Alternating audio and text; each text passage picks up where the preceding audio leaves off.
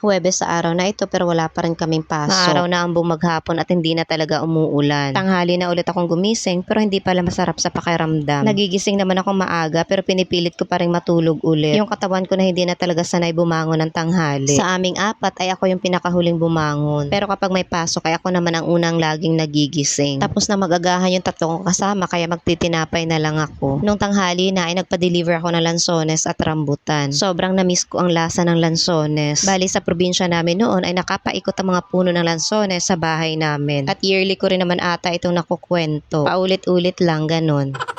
Na para bang paulit-ulit din lang ang mga nangyayari sa ating buhay. Sa magkaibang taon nga lang. Pinilit ko rin pakainin ang dalawa kong mga anak dahil prutas din naman yan. Bali si ate ay kumain lang ng iilang piraso ng lansones. At si bunso ay dead malan talaga. Mas gusto niya talaga yung french fries, milk tea, burger, at wala siyang kaamor-amor sa rambutan at lansones.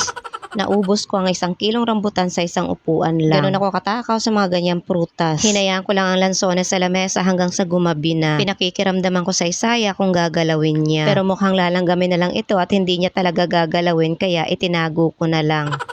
Umalis na ng bahay, bumalik, umalis ulit at bumalik pero wala talagang pag-asa. Pero hindi din naman yan masasayang dahil matakaw din naman ako sa lansones. Ayoko lang muna silang pagsabayin ngayon at baka naman sumakit ang tiyan ko. Sa araw na ito ay hindi muna ako naglilinis at baka nauumay na rin naman kayo at puro na lang ako linis.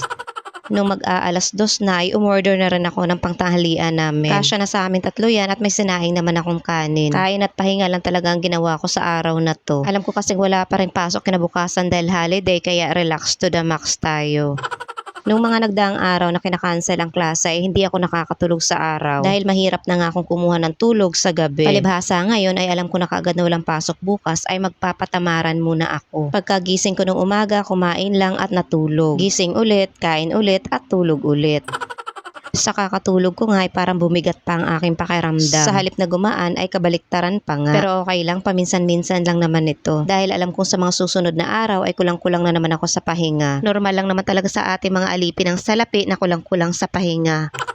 Pero kapag sanay ka talagang pumapasok sa araw-araw ay hinahanap-hanap ng katawan mo. Mahigit 1 linggo ding suspended ang klase namin dahil sa bagyo. At medyo nakakainip din na lagi ka na lang nasa bahay. Pero sure ako na ngayon lang talaga ito kaya nanamnaming ko na. Pagkatapos kumain ay umakyat na naman ako sa taas para matulog. Kauuwi din lang pala ni ate sa mga oras na yan galing sa practice nila ng drum and lyre. At si bunso naman ay nasa court. Parehas yung dalawa kong mga anak na walang hilig matulog sa tanghali. Kaya nagkanya-kanyang buhay na muna kami.